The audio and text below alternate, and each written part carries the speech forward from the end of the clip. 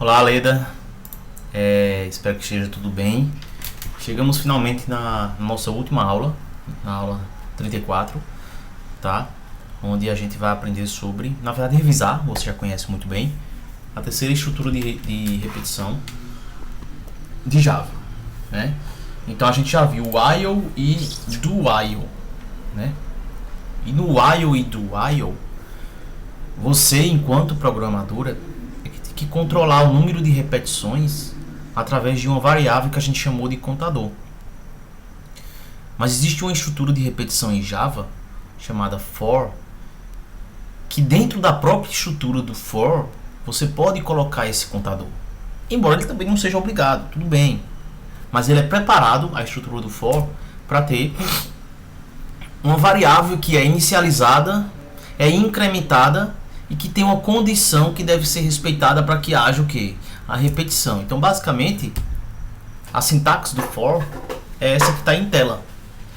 Eu tenho for, entre parênteses, eu vou ter os parâmetros de controle por uma variável que a gente chama de contador, que obviamente pode ter qualquer nome lá, mas é uma variável do tipo contador, onde eu tenho três parâmetros, basicamente. No primeiro, essa variável ela pode ser inicializada. No segundo, do meio, é quando ela é verificada, é a condição de repetição. E no terceiro é onde ela normalmente é atualizada, é incrementada, tá? Então olha só esse exemplo. E eu quero que esse exemplo você simule. Eu quero que você pegue agora um caderno, um lápis, e que você simule comigo. Veja só, eu vou fazer como eu sempre tenho feito, né? Vou abrir aqui meu Color Paint, tá?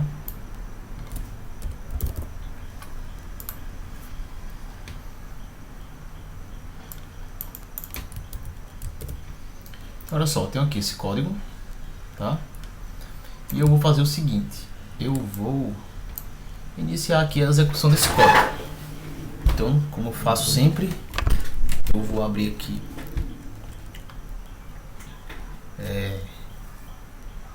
um quadradinho que vai representar o que? Embaixo representa a tela, né? Como eu já expliquei a você. E aqui em cima a memória, minhas variáveis. Então, memória, tela.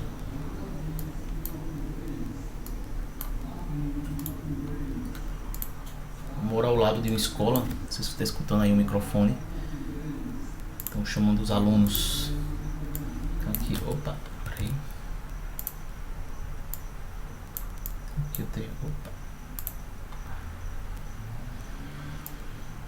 Aqui eu tenho a memória, vou colocar aqui no meu só, e aqui a tela. Monitor, né? Olha só.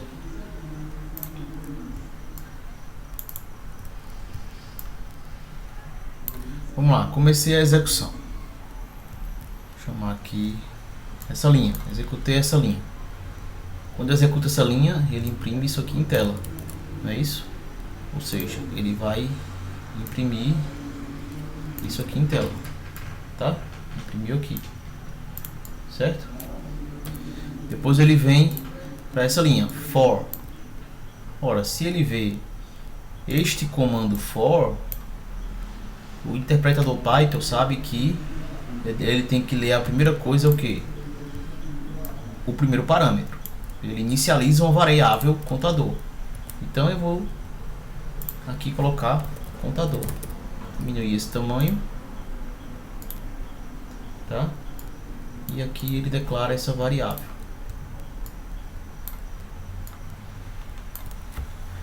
Depois que ele faz isso aqui, Leda, ele vem para onde? Ele verifica se ele pode entrar no laço. Sim, na primeira vez ele já verifica.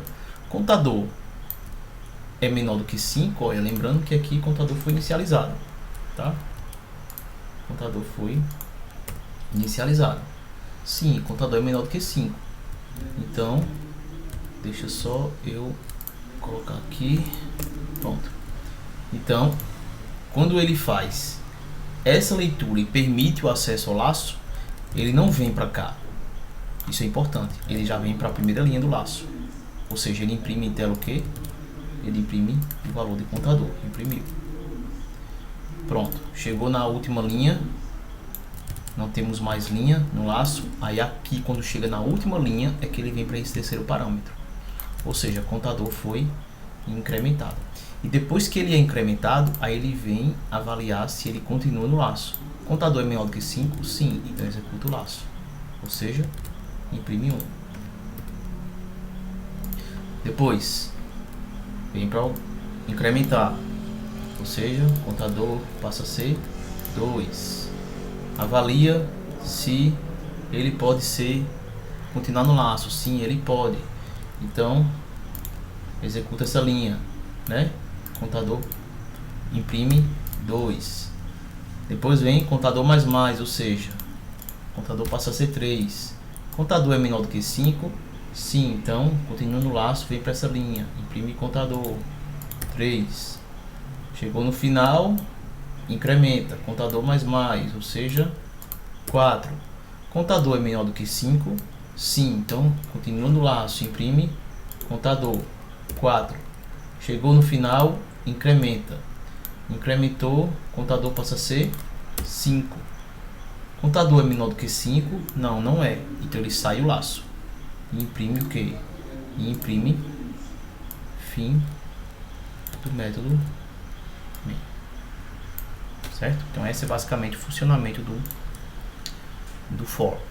Então o for ele pode ser representado através desse fluxograma.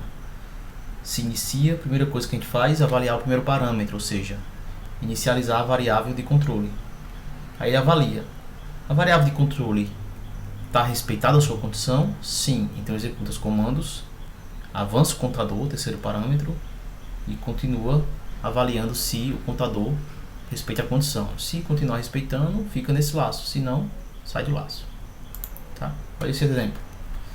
Esse exemplo é muito interessante.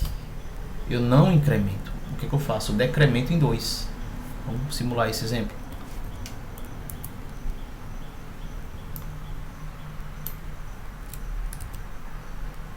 Vamos simular. Vou apagar tudo aqui. Vou apagar tudo não, só vou voltar. Às vezes esse print screen não funciona, não sei porquê. Mas vamos lá, agora funcionou. Olha só esse exemplo. Vou voltar aqui. Tá assim, tá? Pra gente não perder essa área aqui.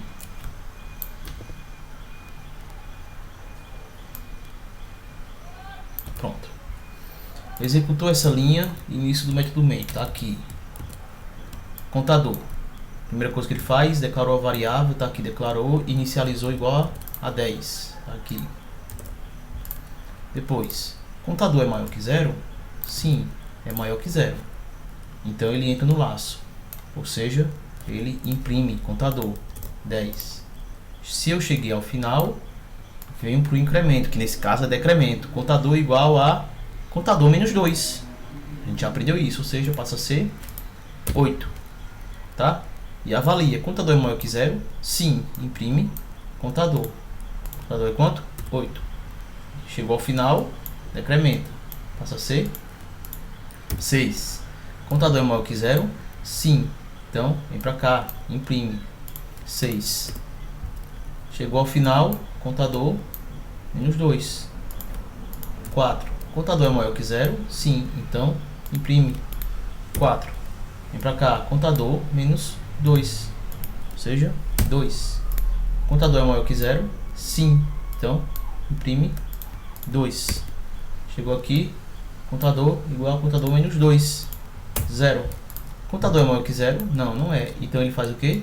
Ele imprime fim do método main. Veja o que é interessante. Como eu coloquei o sinal maior e não maior ou igual, veja que o último valor impresso não é o último valor da variável contador. Tá? Olha esse exemplo. Esse aqui é um clássico exemplo de laço infinito. Por quê? Olha com calma, dá pausa aí no vídeo, tenta identificar por que esse laço é infinito. Veja bem, contador é inicializado com 0, contador menor que 20, então ele entra, imprime contador. Chega aqui, ele atribui 0 ao contador, incrementa. Qual o valor de contador? 2. Imprime 2. Ou seja, ele vai imprimir 0, depois 2. E imprime sucessivamente 2. Por quê? Porque ele sempre está atribuindo 0. Ele nunca vai chegar a um número maior ou igual a 20. Faça o teste. Pega isso aqui e simule. Vamos simular isso aqui. Só vou simular 2 vezes. Você vai entender. Tá? Olha só. Aí vou pegar isso aqui e vou apagar também. Tá? Vamos lá. Executou essa. Tá aqui. Contador igual a 0. Ou seja, 0. Opa, peraí. 0. Né? Aí vem pra cá. Contador igual a 0. Beleza. Contador menor que 20? Sim. Então entra no laço. Contador. Imprime contador. 0. Depois atribui 0 a contador. Já tá 0. Chegou no final do laço. O que ele faz? Incrementa. Contador igual a contador mais 2. Ou seja, o contador passa a ser 2. Contador é menor do que 20? Sim. Imprime contador. Imprime quanto? 2. Certo? Chegou aqui, contador igual a 0. Ou seja, passa a ser 0. Depois, chegou no final do laço, faz o que? Contador igual a contador mais 2. 2. Contador é menor do que 20? Sim. Então, imprime contador. Imprime 2. Contador igual a 0. 0. Tá vendo aí? Contador mais 2. 2. Então ele nunca vai chegar a um número igual a 20 ou maior. Tá? Olha esse. Não chega nem a ser executado esse laço. Por que ele não chega a ser executado? Porque ele não respeita nunca a condição. Ele atribui 0 e ele diz que só pode entrar no laço quando for menor do que 0. Então ele não entra. Tá? Então o comando associado ao for pode ser um único comando que deve ser terminado por vírgula. Tá? Quando eu tenho, por exemplo, uma situação como essa que a gente já estudou, dos exemplos, eu só tenho um comando. Então aqui só tenho um comando dentro do for. Essas chaves, portanto, não são obrigatórias. Olha esse exemplo aqui. Ignora essa sintaxe do for. Tá? Eu vou explicar ela. Mas olha só. Eu não tenho chaves por quê? Porque só tenho um comando. Já aqui é obrigatório ter chaves. Tá? Porque tem 2 comandos. A gente já viu isso em ifs e else, while e do while. Né? Mas olha só. O for é utilizado quando o número de repetições é conhecido previamente. Mas ele também pode ser utilizado sem as expressões de inicialização, condição e incremento. Aqui nós temos um for, olha só, que inicializa, que faz o que? Tem a condição, mas veja, o terceiro parâmetro está vazio, não tem problema. Eu estou incrementando ele aqui. Não tem problema eu ter um for com esses parâmetros vazios. Tá?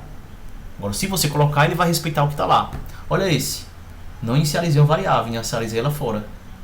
E não coloquei o incremento, coloquei ele aqui dentro. Olha esse, eu não tenho a condição. Isso quer dizer que ele sempre vai ser true. Isso quer dizer que esse for, ele não tem uma condição da variação, ele já vai entrar. Quando eu omito, ele entra. Mas ele nunca vai parar? Não, veja aqui, quando o contador é menor do que 10, ele para. Tá? Nesse caso, ele executa só uma vez, né? Porque o contador é 0, imprime. Contador menor do que 10, para, sai. Então o break, ele é um comando que para a repetição e sai, tá? E aqui um exemplo, eu não tenho nenhum dos 3 parâmetros. Eu inicializo fora, que seria o primeiro parâmetro. Eu avalio aqui a condição, que seria o segundo, e eu incremento aqui, que seria o terceiro parâmetro. Para reforçar o que eu disse anteriormente, o comando break, que você já conhece, ele para. Mas agora eu estou te introduzindo um novo comando, que é o comando continue, que ele não somente para, mas ele faz o que? Ele para a iteração, mas ele volta para o laço. Então, existe uma diferença. Esse aqui, ele, i começa 0. 0, ele entra aqui? Não, imprime 0. 1, entra aqui? Não, imprime 1. 2, entra aqui? Não, imprime 2. 3, entra aqui? Sim, e para. E nem imprime, imprime. Então ele imprime 0, 1, 2. Tá? Já aqui não. Quando ele chega no 3, ele para essa repetição e volta para o início. Ou seja, no 3 ele não imprime 3. Ele volta para o início. Aqui é bom simular. Tá? Então, a gente também já falou sobre isso, sobre contínuo, só estou reforçando. Então, aqui ele imprime 0, 1, 2, pulo 3, 4, 5, 6, 7, 8 e 9. Tá bom? Então, é isso. Nós finalizamos aqui o assunto de PO, né, diante de todo o contexto que a gente já conversou, né? E a gente conseguiu avançar bastante em PO. A gente viu conceitos de abstração, a gente viu encapsulamento, a gente viu herança, né? De forma bem superficial, mas nós vimos, né? E ficou faltando aí ver os relacionamentos de associação, mas eu acho que nós evoluímos muito diante da situação em que nós nos encontramos. Eu tenho certeza que você concorda comigo. Agora a gente vai focar no seu relatório de estágio, tá? Na semana que vem eu quero ter encontros síncronos com você, para que a gente possa, de fato, você possa aprender aí sobre Google Planilhas e possa evoluir aí no seu trabalho, tá bom? Qualquer coisa me chama no Slack que eu tiro tuas dúvidas. Um abraço.